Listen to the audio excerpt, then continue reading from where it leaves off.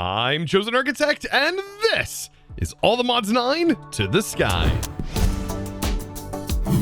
So today is World Download Day. That's right, it's episode 20, so if you're a supporter of any tier, be sure to get access to this world download. If you haven't already, you can of course find that linked down in the description below. You can check out the Discord.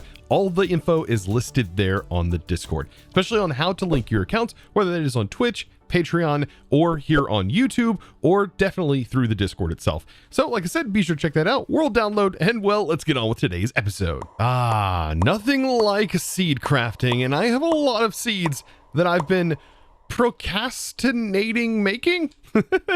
Yeah, I've been waiting too long to do this, but at this point I now have a fantastic setup, I think, to be able to grow these.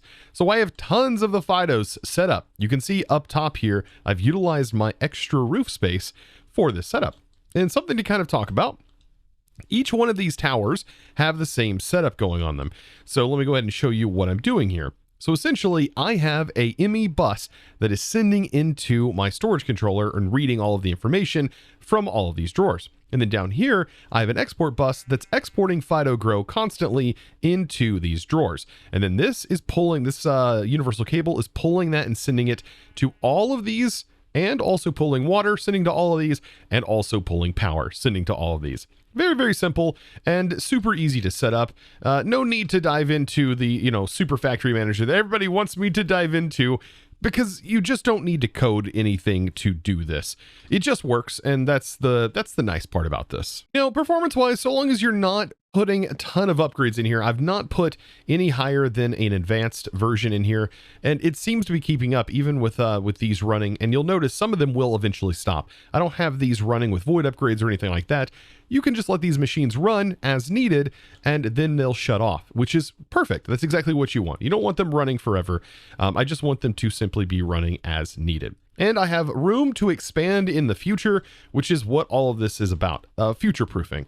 Because at some point, we're probably going to need more than one Fidos running for more than one material.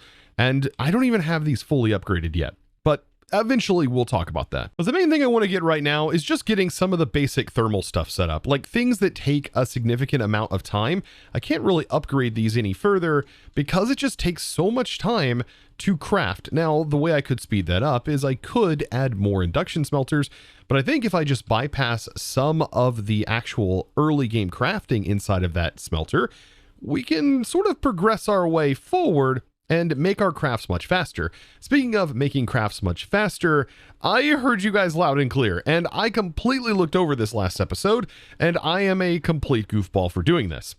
Respectively.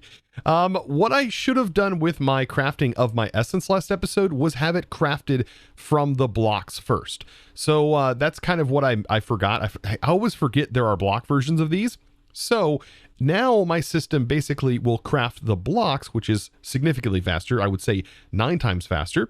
And once it has the blocks crafted up, then it will take the essence from those blocks and will turn it into the actual essence itself. So it is more crafting patterns and more steps, but it's technically fewer crafting steps overall to get at least to Insanium. Now, speaking of crafting steps, we're going to be doing quite a few crafting steps today because my primary goal for today's episode is to be able to farm all the Modium, Vibranium, and unobtanium in its entirety. So unobtanium is going to be one of our major goals that we are going to go after today. And wouldn't you know it, we were talking about thermal, and here we go. We have another thermal recipe. But I'm not so worried about these recipes in general because of the way we're ultimately going to be farming all of these materials by the end of the episode. We get some seeds crafted up, and we're going to dive directly into the Ender.io mod. Now, technically, we already have gotten a little bit into Ender.io. We've used an alloy smelter, and it allowed us to be able to make more Ender.io machines, at least more Ender.io machines when it comes to the base Ender.io machines. And today we're going to be getting into more of the advanced Ender.io machines. And keep in mind, the functionality of Ender.io is still kind of limited. However, most of the machine functionality is working. It's just when it comes to, for example, the pipes and stuff, the item conduits, they do work, but they don't have filter abilities or anything like that as of the time of me recording this. So I'm not going to be utilizing really any of those things. We're just simply going to be working our way to getting this unobtanium ingot. And in the process of doing that, we're going to have to get this item right here. And this lovely item is called the prescient crystal. And the way we get that is we're going to need a vibrant crystal. So we have to go through the process of getting vibrant alloys. And I really want to automate all of these alloys today, which we're going to get set up. And then I also need soul vials, and soul vials require solarium, which is one of the materials we're going to get automated. And we're going to need a soul binder, and then we're going to also need a Z-Logic controller, and we're going to need all of the individual components that's going to lead us into these machines. So yeah, you guessed it. It's going to be a lot of crafting on my end. I typically in videos don't like to show all of the crafting that happens. I do like to show some of the recipes so you at least get an understanding of what's going on. But when it comes to this particular kind of auto crafting, there's not going to be a lot happening. I just simply need to go in and I just need to go, hey, we're going to be making this alloy, send the ingredients, and then create a pattern. And then the pattern just simply goes into my alloy smelter. And that's going to be that way for every single one of these. And I mean, I can go through each one of them. They're not too bad. Some of them also requiring the prior in order to actually craft. Some of these are going to be really nice. Like the redstone alloy allows us to make redstone conduits. And I really love redstone conduits, and I love them in the past as well. They are like they're definitely a great alternative to regular redstone. You can go vertical, you can just go all over your base with them and use some really precise redstone control. But the majority of these are very, very simple. The only one being, for example, this coal dust. Now I don't have a recipe for coal dust, but remember we did set up another machine when we set up all of the mechanism stuff. So now we actually have full automation of things like coal dust. So all of this can be just automated very simply. So at this point, this is where things become very trivial. I've mentioned this as we've been working our way through this mod pack, that all of these prior automations that I have set up were all to make the future of our crafts a lot simpler. And the current self is thanking me. I'm back here patting myself on the back for this, because otherwise I would have to stop what I'm doing and I would have to set up, automation for this stuff. So getting it all sort of worked out is 100% a must in packs like these. Oh, and by the way, I don't know if I mentioned it, but all of these things that we can craft through Ender.io, well, it also has seed variants, but the seeds are kind of expensive to be able to make, as you do need a compressed block of it. So technically, to be able to make a seed of each of these types, I'm going to need 81 of each auto-crafted. And yeah, this is about as fast as this is going to go. We're using a loot capacitor that is higher than the base tier. Base tier is setting at 3, and this is almost at a 4 base modifier. So yeah, this is about as fast as it's going to go. And you may actually find a base modifier that's higher than this, but as of right now, this is the highest one I have. But also don't forget that we do have a time in the bottle, so speeding it up just a little bit. Oh yeah, did I forget to mention that it was 81 times 4, so technically 324 individual ingots. I'm not going to be making the seeds for a little while. We're going to be pushing through. Otherwise, I'll be sitting here waiting forever. So yeah, instead of waiting forever, let's go ahead and just make this slice and splice. So I've gotten all of the ingredients nice and prepped up. And let's go ahead and I think we can use any skull. So I'm just going to use a wither skull because those are more prevalent in our storage system. And there we go. So now we have ourselves a slice and splice. And this thing is about as creepy as it sounds, because we're going to have to provide it with an axe and shears to combine. Yeah, we're going to go with combined. Different components together. And so I'm going to go ahead and use a loot capacitor here, might as well, since we have them. And that'll allow me to apply some power. So when it comes to an axe, I mean, we just need any old axe, like a regular iron I typically use for this. And for shears, just any typical shear. It is going to take durability. So for example, if I use a flint in here, it should take, it'll take away this durability quicker, and these can break. And now, just like the other machines, this one can be simply automated. So we just need to open up the IO port and change this to push and pull, and then go ahead and slap on a pattern provider. So this will allow me to build recipes based on things that are done in the slice and splice. And that's some stuff that we're going to need, right? Because if we dive back into the unobtanium, we are definitely going to need, if I go back, we are definitely going to need the materials to make the soul binder. So a Z logic controller. And I also think the Z logic controller is used elsewhere. The Franken zombie one, right? So for example, yes, it's used to be able to summon a piglich down the road. And so we're definitely going to want this automated at some point. Now, the production of zombie heads, yeah, it's going to be best done within mystical agriculture. It does take a bit to get this because it doesn't seem like there's any other ways to get skulls. It would have been cool if hostile neural networks allowed you to get skulls through that system. But we'll probably end up setting up the mystical agriculture version. For now, though, whenever we set this recipe up, we want to make sure that it doesn't include the axes in it. And perfect. So when we place this in, let's go ahead and now try to request a Z logic controller. Maybe we have to put exactly, there we go, exactly as is. So I should be able to request this. That is going to grab the soulium, it's going to produce that. You gotta love like how it just goes after everything and just knows what to do. And there we go. Perfect. And that went back into our system, and now we have ourselves a Z logic controller. You know, it's kind of fun to reminisce. I remember when I started modded Minecraft and started my journey learning this whole thing. And Ender.io was one of those mods that was super fascinating to me. And the fact that it has now jumped versions after about 5 years or so, it just feels very interesting jumping back into it after learning so much about how to now use other mods, for example, the applied energistics, that I was absolutely clueless to back then. And it just seems like the more I've learned about different kind of mods and the way they interact with each other, the more trivial, honestly, these mods have sort of become over the years. And that's not necessarily a bad thing. Don't take that as a bad thing.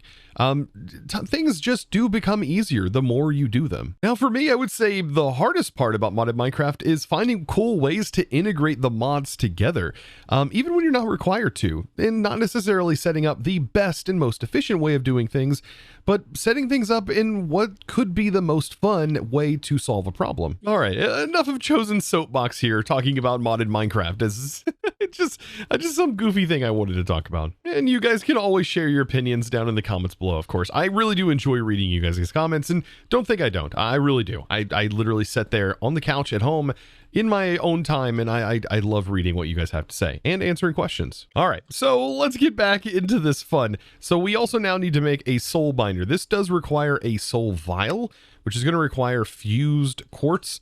Fused quartz is literally just a quartz block inside of the alloy smelter, and it produces that fused quartz. And there's a ton of Ender.io glass. There's glass that will emit light. There's glass that will emit light and block passive mobs from walking through, prevent hostile mobs from walking through, prevent you from walking through, but allow them to walk through. Like, there's a lot of different glasses from Ender.io. They're all part of this fused quartz, but they all can be changed in different ways and also all dyed. So that ends up kind of filling JEI with a ton of different glass variants. But anyways, I digress. We need to get ourselves some soul vials and make a soul binder.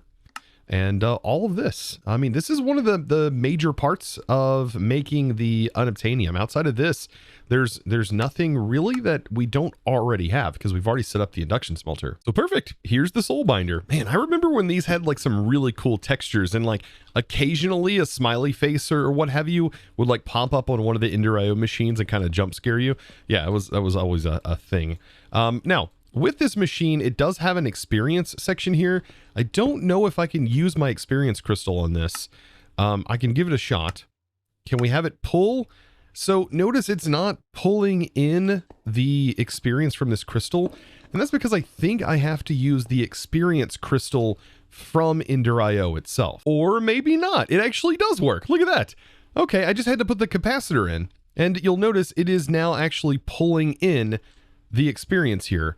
Although it doesn't seem like this number is adjusting any, which is kind of odd. Now, like I said earlier, this mod is still a work in progress when it comes to just updating it from its prior version. So now it's good to know that this all works, which is fantastic. Now we get to go do the fun part, or at least I think it's the fun part, and that's actually capturing the mobs for this particular task. So if we dive over here, we're going to be getting this shulker, it looks like, a filled vial of shulker. And we're going to put it in here. It's going to cost 8 levels and some power, and that should give us that good old-fashioned prescient crystal? Yeah, prescient crystal. It's really hard to say that, by the way. So now back to the end we go, and hopefully our wither is still put. Okay. Whew.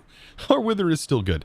And we need to run through here and look for some shulkers, which this whole tube should be filled to the brim with shulkers that we should just be able to right click and nab.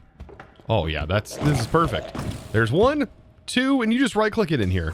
And this is a way of storing mobs inside of these vials. And now that I'm back, all I have to do is request up 6 of these. And the reason I'm doing 6, it's a very specific number because this is going to basically allow me to get an exact 2 blocks worth of unobtanium, which is kind of what I'm striving for right here. So after gathering all of that, it's now time to vibe. To make our prescient. So placing that in, now that number goes up. Interesting. And it says that the craft is ready. And my goodness. Yeah, that's going to take eternity. It's going to take forever. And I mean, we aren't using the fastest, but it is like right above like the fastest base capacitor. So this is about as fast as it would go. For things like this, that's where the time in the bottle comes into play. Yeah, we definitely need to get that time in the bottle on this bad boy because I have 6 of these to make. And that is going to take a while if I don't do that. Thankfully, we get the bottle back, by the way, or the vial. Ooh, that's nice. And you know, while I'm doing all this, I might as well make the staff of travel since it's the same operation requiring the soul binder, except we just need an Enderman in here. And so that'll be quite nice. If I can make the staff of traveling, it unlocks one of my favorite ways of traveling around the base.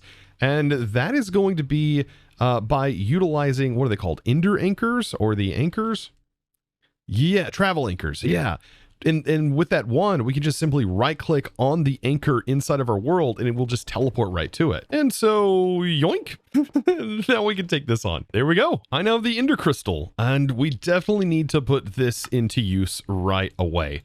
By the way, just this alone, you can just, I believe, teleport right into things. So you can bypass walls. So this is very convenient for like jumping through a floor or something like that. And also wherever you hold down right click, technically, or hold down shift and right click, it will teleport you to, which is another nice little thing. And you'll be able to see an icon basically showing you where you're going to teleport to by holding down shift. And there we go. But its main function, which I'm super excited about, is being able to travel all over the base with it. Now I've got some of these travel anchors ready to go. Let's go ahead and place one, for example, right here in this room. I guess this would actually be sort of the middle of the room, right? So inside of this, once you get the travel anchor placed in, you can name it. So this would be like processing. And then we can set this to any sort of block material right here. And then you can make it visible or not. So let's see, like a furnace. We can drag like an all the Modium furnace, or maybe we have to have it. Let's see. I'll do like a furnace, just a regular vanilla furnace or something like that. A crude furnace. Let's do that. We'll do a crude furnace. I place this in, and now when I have my wand and I hover, we can see the name and we can also see the block that it is, and we can right click on it and it teleports us right to there. Oh, that is so nice. And by the way, it's only visible whenever we're holding the staff of traveling. So after setting a few up, I have my Fido that I can just jump to and get access to my Fidos. I can jump back down here to make my seeds. And then we have access to mechanism stuff, so we can jump over here. Ooh, this is going to be very nice for getting around the base. But I did get a little bit sidetracked because remember, we're actually focusing on, well, getting the ability to craft all the Modium, all of the different tiers, all the Modium, Vibranium, and Unobtanium. So I need to get back on tasks. And that task is to now set up a craft for Dragon Steel. But this kind of pulls in another problem. We need to make sure we have an automated way of getting Dragon's Breath. And that should be easily done with an extractor, believe it or not. So we can just place down a dragon head, apparently, and we can use an extractor on the dragon head. And then let's place a barrel right here. And apparently this is supposed to be able to gather the Dragon's Breath. At least so it does appear. If we take a look at the recipe here, you have a dragon's head, you have an extractor, and then every 10 seconds, supposedly, you're supposed to get some Dragon's Breath. And so there it goes. So it is now functioning, as you can see. And that's probably one of the easiest ways I've ever automated Dragon's Breath. I mean, another fun way would be to use, well, the containment jars. You can actually capture the dragon and then right-click bottles onto the Drigme jar. I call it a Drigme jar, but it's a containment jar from ours.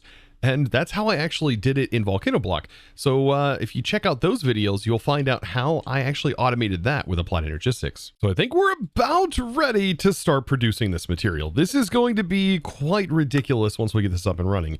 Okay, so we just need to get the first sort of basis up and running and make at least 2 blocks of each of the types. So 2 blocks of all the Modium, 2 blocks of Vibranium, and 2 blocks of unobtanium. So let's go ahead and get our unobtanium ready to go. And I just need to set up my autocraft for this, and that shouldn't be too difficult to do. So where's my unobtanium? There it is. And we'll go ahead and set this. Now, there's a couple of items that we're going to actually need that we have to craft anyways. Might as well get that set up. And that is going to be this recipe with the Dragon's Breath and Appetite. So we have all of that now. And I think that is the only thing left to be able to make the 2 blocks that we need, because we already have all of the crystals and everything should be up and ready to go. So perfect.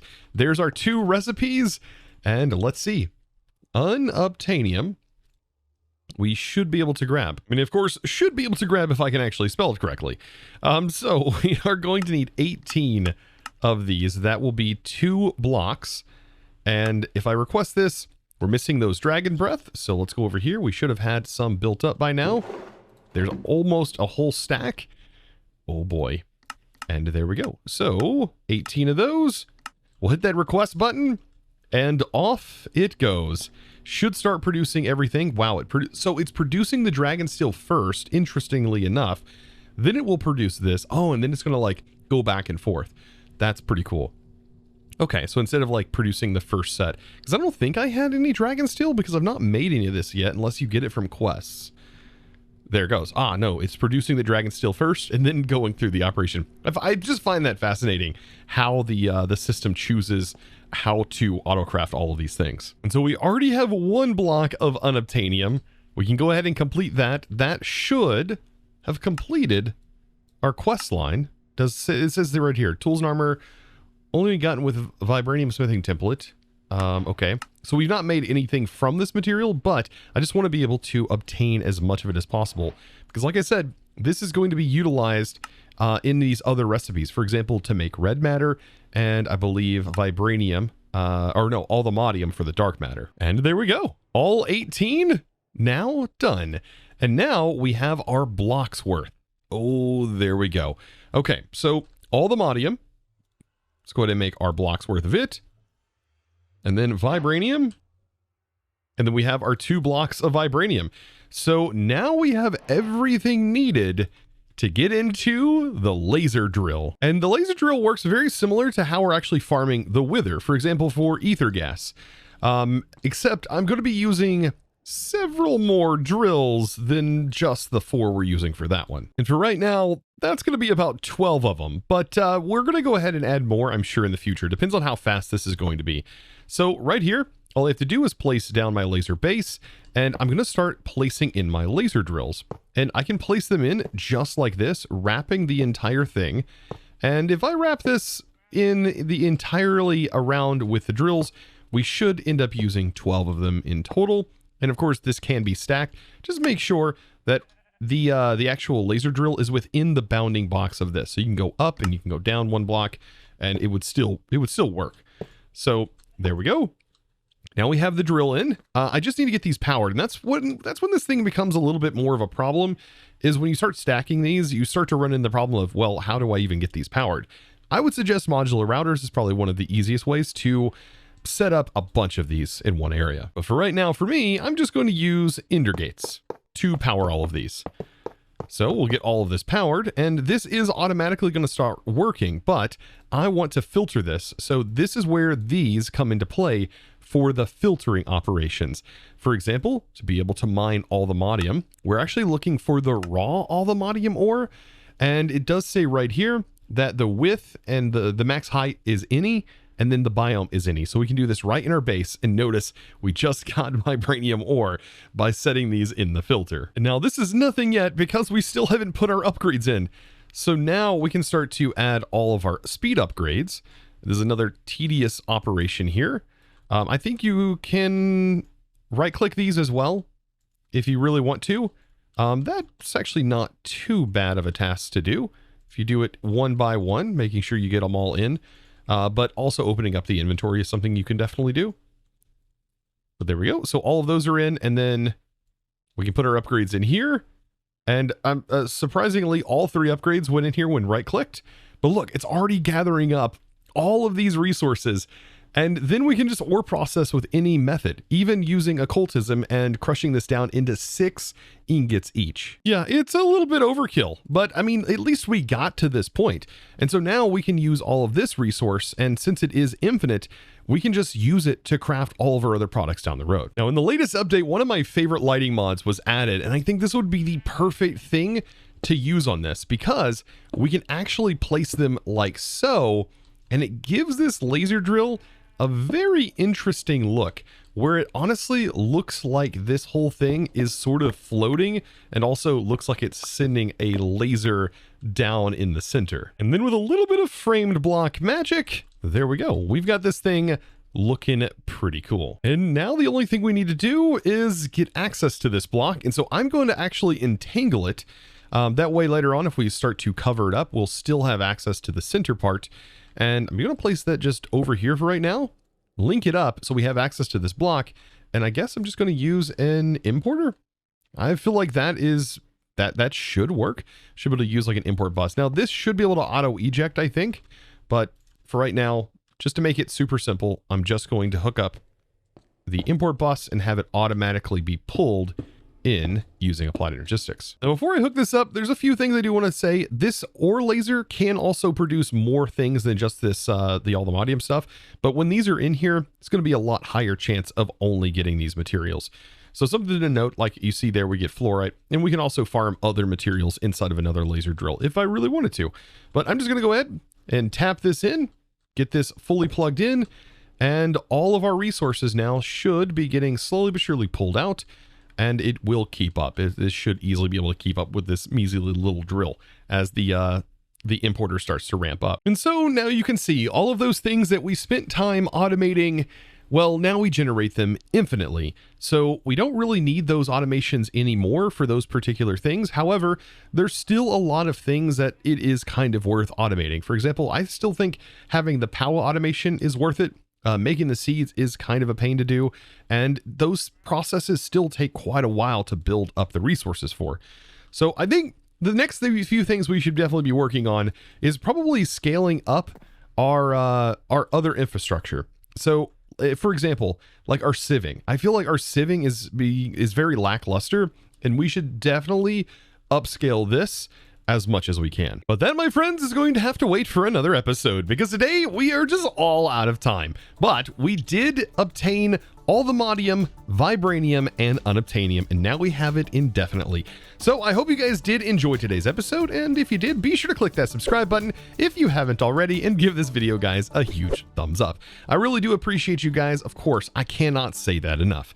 And speaking of appreciation, I do want to say thanks to the amazing supporter of today's episode. And that huge thanks is going to go out to Blaze999. Thank you so much, by the way, for your amazing support and choosing to support me over on the Discord by becoming a Discord premium member and supporting in one of the best ways possible. Of course, allowing me to not need to run embedded ads on the video. I can't say that enough.